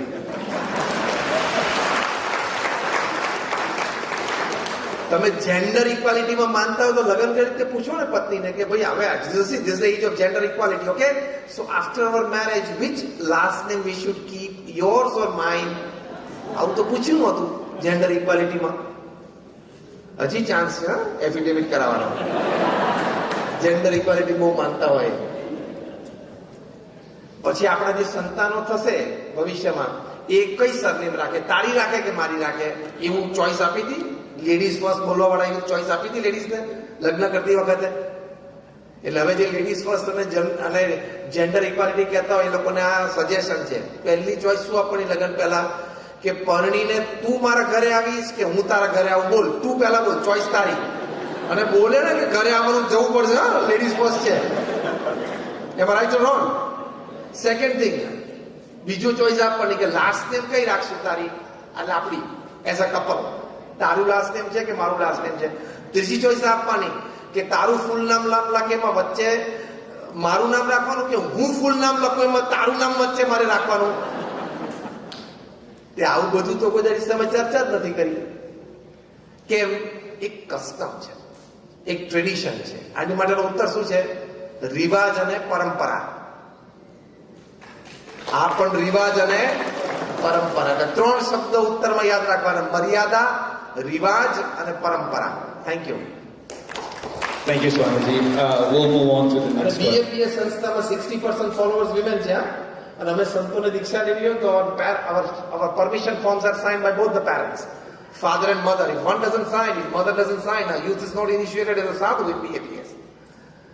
એટલે equal respect for both the signatures, man and women, both the parents, father and mother.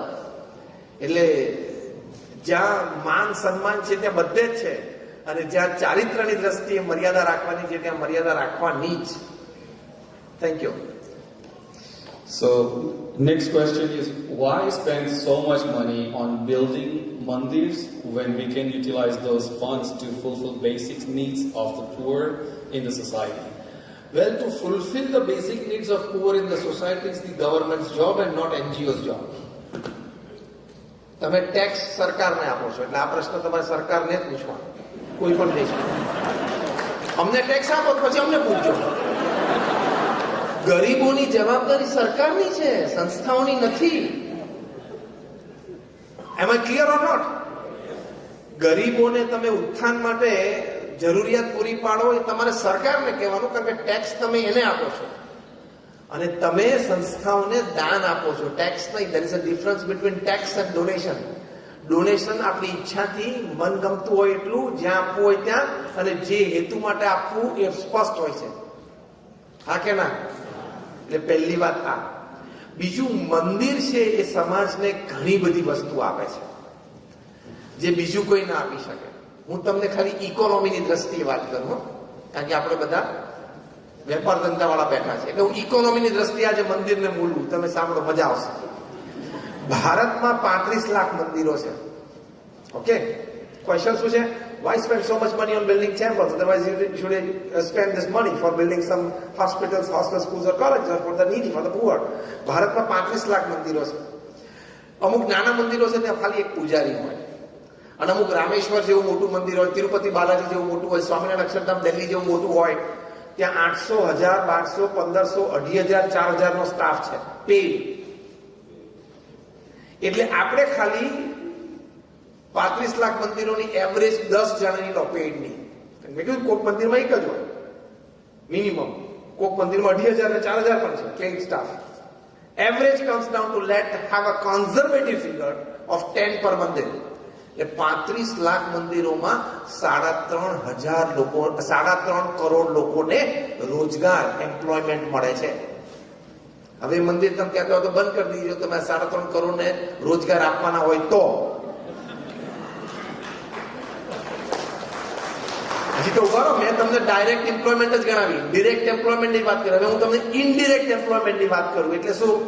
મંદિરની બહાર બેસીને કોક કંકુ વેચે છે, કોક હાર વેચે છે, જોયું છે ને, કોક પેલો નાળિયેર વેચે છે, એને શું કહેવાય? Indirect employment of the industry. I am talking your terms, commercial and corporate terms. એને મંદિર પગાર નથી આપતું, પણ મંદિરની બહાર બેસીને એ પૂજા સામગ્રી વેચીને પૈસા કમાય છે. અને એ જે બેસનાર હોય છે ને એમાંથી 50% પ્લસ કેવા હોય છે કે જે ત્યાં સિવાય બીજે ક્યાંય ચાલે નહીં. કારણ કે બિચારા ઓછા ભણેલા છે, વૃદ્ધ છે, વિધવા છે. 70-80 વર્ષની ઉંમર કોઈ વિધવા અભણ સ્ત્રીની હોય તેની માટે આવક શું? ધારો કે એને કોઈ ફેમિલી સપોર્ટ ના હોય, એટ ધ એજ ઓફ 70 કોઈ અભણ વિધવા સ્ત્રી, એને કોઈ સપોર્ટ ના હોય, તેની માટે મંદિરની બહાર બેસીને જે રોજ 10 હાર અને થોડું કંકુ વેચે છે એમાંથી એને 1 મીલ મળી જાય છે. હા કે ના? એવા લોકોને તમે મંદિર ન બાંધો તો મંદિર બંધ કરો, એમ્પ્લોયમેન્ટ કોણ આપશે? ખાવા કોણ આપશે? એટલે ઇનડિરેક્ટ એમ્પ્લોયમેન્ટ ખાલી મંદિર દીઠ, again a very conservative figure of just 3 people. તમે તિરુપતિ બાલાજી જાઓ તો 200 જણા બેઠા હોય, આપણે ખાલી 3 જ લો એટલે 35 લાખ મંદિરોમાં 3 એટલે 1 કરોડ ને 10 લાખ લોકો, 1 કરોડ ને 5 લાખ લોકો એ ઇનડિરેક્ટ એમ્પ્લોયમેન્ટ થી પોતાનું જીવન ચલાવે છે. એટલે 3.5 કરોડ પ્લસ 1 કરોડ ને 5 લાખ એટલે કેટલા થયા? 4 કરોડ ને 55 લાખ. હવે તમે ઓક્સિલરી એમ્પ્લોયમેન્ટ શોધો. પહેલી શું છે? Direct employment. બીજું ઇનડિરેક્ટ એમ્પ્લોયમેન્ટ. ત્રીજું ઓક્સિલરી એમ્પ્લોયમેન્ટ. એટલે શું? સાંકરીની બાજુમાં કયું ગામ છે? મઢી. મઢી ના મળે એટલે મને યાદ આવ્યું. સાંકરી જે મઢીમાંથી કોઈએ જગન્નાથપુરી જાત્રાની બસ ચાલુ કરી અને અંદર 40 જણા બેઠા. એ 40 જણા બેઠા એટલે 40 જણાએ જે પૈસા ભર્યા એટલે પેલા ટ્રાવેલ્સના માલિકને ઇકોનોમી ચાલુ થઈ, ગાડીના ડ્રાઈવરને નોકરી મળી, કંડક્ટરને નોકરી મળી. અહીંથી સુરતથી જગન્નાથપુરી પહોંચતા 3 દિવસ થાય એટલે 3 નાઇટ એ લોકોએ જ્યાં જે નાઇટ હોલ્ડ કર્યો ત્યાં હોટલોમાં ઇકોનોમી ચાલુ થઈ. ત્યાં લોકલ વસ્તુ કંઈક ખરીદી આ 40 જણા એટલે ઇકોનોમી ચાલુ થઈ. કેળા લારી પરથી કેળા લીધા એટલે ઇકોનોમી ચાલુ થઈ. I am talking of all economy churning. અને 3 દિવસે પાછા આવ્યા. રસ્તામાં આ બસ વાળાએ 10 જગ્યાએ પેટ્રોલ ડીઝલ પુરાયું એટલે પેટ્રોલ પંપ વાળાની ઇકોનોમી ચાલુ થઈ. We are talking of economy churning. તમે બધા બિઝનેસમેન છો એટલે સારી રીતે શબ્દ સમજો છો. આને ઓક્સિલરી એમ્પ્લોયમેન્ટ કહેવાય. કે જગન્નાથપુરીમાં ત્યાં મંદિર બંધાયું એને લીધે સુરતમાં મઢીમાં કોઈક ટ્રાવેલ્સ વાળાને મહિનો નીકળી ગયો બેઠા બેઠા અહીંયા, કારણ કે જાત્રા ગાડી બસ થઈ. આને શું કહેવાય? Religious tourism. રિલિજિયસ ટુરિઝમનું ભારતમાં ઇકોનોમી પ્રદાન બહુ જ મોટું છે. એટલે મંદિરમાં ડિરેક્ટ એમ્પ્લોયમેન્ટ, ઇનડિરેક્ટ એમ્પ્લોયમેન્ટ અને ઓક્સિલરી એમ્પ્લોયમેન્ટ ગણો. ઓક્સિલરી એમ્પ્લોયમેન્ટ મંદિર દીઠ ફક્ત 2 જ ગણો તો 35 ગુણ્યા 2 એટલે 70 લાખ લોકો. એટલે 4 ને 55 ને 70 ગણો 5.5 કરોડ. 5.5 કરોડ લોકો ભારતમાં પોતાની employment, monthly salary because of મંદિર. 5.5 કરોડ લોકો. અને મલ્ટીપ્લાય બાય 4 ગણવાના ને ફેમિલીના, તમારે એમાં 3 ગણવાના, તમારે ત્યાં 4 ગણવાના. તો 5.5 કરોડ મલ્ટીપ્લાય બાય 4 એટલે ભારતમાં 21 કરોડ લોકો સવારે મોઢામાં અન્ન મૂકે છે ને એનું કારણ મંદિર છે. 21 કરોડ. એટલે ખાલી ઇકોનોમીની દ્રષ્ટિએ જુઓ ને તો મંદિરની બહુ જરૂર છે. અને પછી તમારો હાથ ભાંગી ગયો તો ઓર્થોપેડિક હોસ્પિટલમાં જાઓ. મન ભાંગી ગયો તો ક્યાં જવાનું?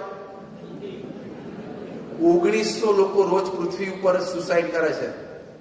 1900 people they commit suicide every day. કેમ? મન તૂટી ગયું, મન કાબુમાં ના રહ્યું, શોક આવ્યો લાઈફમાં. ખાલી એનો ટેક્સ્ટ મેસેજ આવે from the other end, now I am breaking this relationship. પડે સીધો ખાડામાં જઈને અંદર ઉપરથી. બેમાંથી એક સાઈડ થી ખાલી ટેક્સ્ટ મેસેજ આવે ને કે now I am ending this 6 month affair, 6 month relationship. એવો ટેક્સ્ટ આવે એટલે બેમાંથી એક ડિપ્રેશનમાં જાય, પછી ઉપરથી ક્યાંક કૂદે. એટલે હવે ભારત સરકારે નિયમ કર્યો છે કે બધા પંખા સ્પ્રિંગ વાળા બનાવવાના. હા, એવું નક્કી થયું છે. એટલે શું, ગળે ચાપો કઈ પંખે લટકે ને તો પેલો પંખો નીચે આવી જાય. આ ઉપર ના જતો રહે, આ ઉપર ના જતો રહે, પંખો નીચે આવે. હવે એવા મન તૂટેલા અમે મંદિરમાં બહુ જોયા છે. આયા ને, સંતોને મળ્યા, મંદિરમાં બેઠા ને 2-4 દિવસમાં એનું મન રિપેર થયું હોય ને એવા હજારો પ્રસંગ બન્યા છે. હવે એની ફી કેટલી લાગે બોલો? એક હાડકું ઉભું કરવાનો ઓર્થોપેડિક સર્જન $200-500 લઈ લેતો હશે. આની ફી કેટલી? કોઈ કલ્પના જ નહીં. ત્રીજી વાત, એક ચિત્તાને આપણે ભારતમાં પાછો પુનર્જીવિત કરવા હતા તો એક પ્રોજેક્ટ ચિત્તા નામીબિયાથી લાયા, ખબર છે ને? એક જનાવરની ઓલાદ સાચવવા માટે પણ સરકાર મોટો ખર્ચો કરે છે, અને કરવો જોઈએ, એમાં કઈ નાઈ નથી. This is whole planet. તો આટલા બધા કારીગરો પાસે સ્ટોન કાર્વિંગની આર્ટ છે, એ સાચવવા માટે પણ પ્રોજેક્ટ તો હોવો જોઈએ કે નહીં? કારીગરો પાસે જે સ્ટોન કાર્વિંગની આર્ટ છે, એક આલ્સેશન પુત્રની ઓલાદ, તમને ખબર છે? તમે આલ્સેશન પુત્ર લો ને એટલે એની 7 પેઢીના સર્ટિફિકેટ તમને મળે કે આનો બાપ આ હતો, આનો બાપ આ હતો, આનો બાપ આ હતો. તમે ઓલાદી ઘોડો લેવા જાઓ ને એટલે 7 પેઢીનું તમને સર્ટિફિકેશન આપે. તો ઘોડા અને આલ્સેશનની ઓલાદો સાચવવા માટે આટલી મહેનત થતી હોય તો જે રાજસ્થાન, ઓરિસ્સાના આપણા કારીગરો છે, જે પથ્થરમાં આખી મૂર્તિ ઊભી કરી દે, કાર્વિંગ, આખું પથ્થરમાં કમળનું ફૂલ ખીલવી દે, એની પાસે જે હાથમાં કળા છે એ કળા સાચવવા માટે પણ પ્રોજેક્ટ તો જોઈએ. હા કે ના? ખાણમાંથી જે પથ્થર નીકળે ત્યાં ઇકોનોમી ચર્ન ના થાય, પછી લોજિસ્ટિક્સ આવે તો ચર્ન ના થાય. આ સ્વામિનારાયણ અક્ષરધામ રોબિન્સનમાં બન્યો. ગ્રીસથી, ઇટલીથી, બેલ્જિયમથી પથ્થર કંડલા ગયો, ત્યાંથી બાય રોડ રાજસ્થાન ગયો, ત્યાંથી ગણાઈ પાછો કંડલા આવ્યો, ત્યાંથી કન્ટેનરમાં અક્ષરધામ અહીંયા રોબિન્સવિલ આવ્યો. તો લોજિસ્ટિક્સ બધું તમે ગણો, કેટલી ઇકોનોમી ચર્ન થઈ કહેવાય. અને મોટા મોટું જે ભક્ત આની માટે દાન કરે છે એ સંતોષ થાય છે. એ ભગવાનનો ભક્ત છે, એને સંતોષ છે કે મારે આની માટે જ કરવું છે. તો તમે પણ સુરત લેવા પાટીદાર સમાજ સંસ્થા ચલાવો છો. જે વ્યક્તિ આ ફેસિલિટીમાં જે હેતુ માટે અને જે યુનિટ માટે ડોનેટ કરે, તમારે એ પૈસા યુનિટ માટે જ વાપરવા પડે. હા કે ના? કોક એમ કે ભાઈ કિચનમાં તમારે આ 2 મશીન નવા લાવવા છે, હું ડોનેશન આપું, તો તમે એને એમ ના કહો કે તમે કિચનના પેલા મશીનનું લાવેલા, કીધેલું, પણ અમે ખુરશીઓ પછી લઈ આવ્યા. એવું ચાલે? હા કે ના? જે ડોનેશન જેની માટે એની માટે વાપરવાનું કે નહીં? એમ ભગવાનના ભક્તો છે, એને ભક્તિ છે કે હું $1 million હાઉસમાં લઉં તો મારો ભગવાન પણ $100 million હાઉસમાં રહે, એની માટેનું ડોનેશન છે. તો ત્યાં જ વપરાય ને. જો પૈસા એના છે, પૈસા કોના છે? દાન આપનારના. એના મનની ઈચ્છા પ્રમાણે એને દાન આપ્યું છે, એને મંદિરમાં આપવું છે. પૈસા એના છે અને મન એનું છે. તો એને મન છે કે મારે મંદિરમાં આપવું છે, તો તમે કેવી રીતે ના પાડી શકો? આપણે બહાર બેઠા બેઠા ત્રીજા વ્યક્તિ જેને આપવું નહીં અને લેવું નહીં, અને બેઠા બેઠા કે મંદિરમાં શું જરૂર છે? પણ ભાઈ જેને બાંધવું છે એને બાંધવા દે, તારે ના બાંધવું જ કઈ નહીં. બીજી એક વાત, મંદિરની પરંપરા અને સંસ્કૃતિ છે, એના દ્વારા સમાજમાં શ્રદ્ધા, સંસ્કાર અને શાંતિ પ્રવર્તી છે. એવી લાખો પરિવારોનો અનુભવ છે. સ્વામિનારાયણ અક્ષરધામ દિલ્હીમાં, સ્વામિનારાયણ અક્ષરધામ ગાંધીનગરમાં કેટલા બધા લોકોના વ્યસન છૂટી ગયા. એમાંથી 1% ગણો તો 1% of those cases have been saved by cancer, and when they were saved by cancer, their family was saved from a disaster. તો એ મંદિરોને પૈસા વસૂલ છે. અક્ષરધામમાં કે મંદિરોમાં આવ્યા પછી હજારો કપલના ડિવોર્સિસ બચી ગયા, એવું એ લોકોએ લેખિત અમને આપેલું છે. હવે કોઈ કપલના ડિવોર્સ બચી ગયા અને એમના નાના 5-7 વર્ષના સંતાનો એને બંને પેરેન્ટ સાથે રહીને ઉછેરવાનો લાભ પડ્યો, એ મંદિરના લીધે ડિવોર્સ બચી ગયા, એની કિંમત શું? મિલિયન્સ ઓફ ડોલર્સમાં પણ તમે આંકી ના શકો. કેટલાય ફેમિલી ડિસઇન્ટિગ્રેશનથી બચી ગયા મંદિરમાં આવ્યા પછી, સંતોને મળ્યા પછી. તો એનો બધો લાભ છે ને. એટલે they are essential part of service to human soul. અને છેલ્લી વાત, મંદિરથી છે ને લોનલીનેસ ટળે છે. ગયડા બુઢા હોય ને બધા મંદિરમાં આવીને બેસે, તમે તો એને સોમથી શુક્રવાર એટેન્ડ કરવાના નથી, હા કે ના? અહીંયા આવે તો શનિ રવિ તમને ટાઈમ છે. ઇન્ડિયામાં એવું વિચાર બધા કામ ધંધામાં હોય એની કાંઈ નથી. ગયડા બુઢા બધા મંદિર આવીને બેસશે, એનો ટાઈમ સારો જાય છે. ઇન્ટુ બ્રેકેટ ઘરમાં તમને નડતા નથી, એની લોનલીનેસ દૂર થાય છે, એને એના સેમ એજ ગ્રુપના સેમ થિંકિંગ પ્રોસેસ વાળા મળી જાય છે. એટલે એનો time later half of life, the last part of life, old age life, એનો સારો જાય છે. એની કિંમત શું? Loneliness is a big cause of death, big cause of depression and stress. એ લોનલીનેસ મંદિરમાંથી જાય છે. ઘણા બધાને સેવાની ભાવના હોય છે કે હું 58 વર્ષે 60 વર્ષે બેંકમાં ક્લર્ક તરીકે કે એકાઉન્ટન્ટ તરીકે રિટાયર થયો, પણ હજી હું 5-7 વર્ષ કામ કરી શકું. એમ કદાચ 8 કલાક ના કરી શકું, પણ 2-4 કલાક કોઈ સંસ્થામાં કરી શકું. અમારા બધા મંદિરોમાં 60% વધારે સ્ટાફ અનપેડ છે, વોલેન્ટિયર્સ છે. કે ભાઈ હું રિટાયર થયો છું પણ હજી હું 2 કલાક એક મંદિરમાં સવારે આવી શકીશ, મને કોઈ સેવા છે તો શું મારું ઇન્વોલ્વમેન્ટ થાય.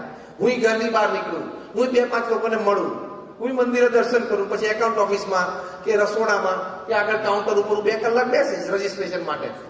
તો હી ઇઝ ગેટિંગ ઇન્વોલ્વમેન્ટ. એમાં સેવા કરવાનો એને પણ આનંદ છે અને સંસ્થાને પણ લાભ છે.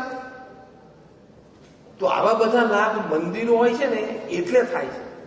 મંદિરો ના હોય તો આ બધા કેટલાય લાભ જતા રહે. 1920ની સાલમાં રશિયાએ બધા જ ચર્ચ બંધ કરવાનો આદેશ કરી દીધો કે વી આર કમ્યુનિસ્ટ. બધા ચર્ચ બંધ કરી દો, ધર્મ અને અધ્યાત્મની જરૂર જ નથી. 60-70 વર્ષ પછી મિખાઇલ ગોર્બેચોવ આવ્યા, એને ખબર પડી કે આ એક એલિમેન્ટ જરૂરી છે. લોકોની માનસિક શાંતિ માટે પ્રાર્થના કરવા જાય તો હળવાશનો અનુભવ થાય, ફેમિલી ઇશ્યુઝ ને ડિસ્પ્યુટ્સ હોય તો ત્યાં મંદિરમાં જાય તો માણસ હળવો ને લાઇટ થાય છે, સ્ટ્રેસ, ટેન્શન, ડિપ્રેશન ઓછા થાય છે. એટલે આ જરૂરી છે. એટલે ગોર્બેચોવે ફરી વખત ઓર્ડર કર્યો કે રશિયામાં બધા જ ચર્ચ ઓપન કરો. It is necessary. એ લોકો સમજ્યા. હવે 60-70 વર્ષ બંધ કરીને પછી સમજ્યા કે ચાલુ કરે. અને આપણે શેનો પ્રશ્ન થાય કરવા જ ના જોઈએ? આ અનુભવની જ વાત કરું. 60-70 વર્ષ ચર્ચ બંધ રાખ્યા બધા, પછી થયું કે ના, ચાલુ રાખવા જ પડશે. It is a very important element of human life. એમાં વેરી ઇમ્પોર્ટન્ટ એલિમેન્ટ છે. એટલે આપણે શ્રદ્ધાથી જવું. અને સાયન્ટિફિકલી પણ તમને એક ઉત્તર આપું.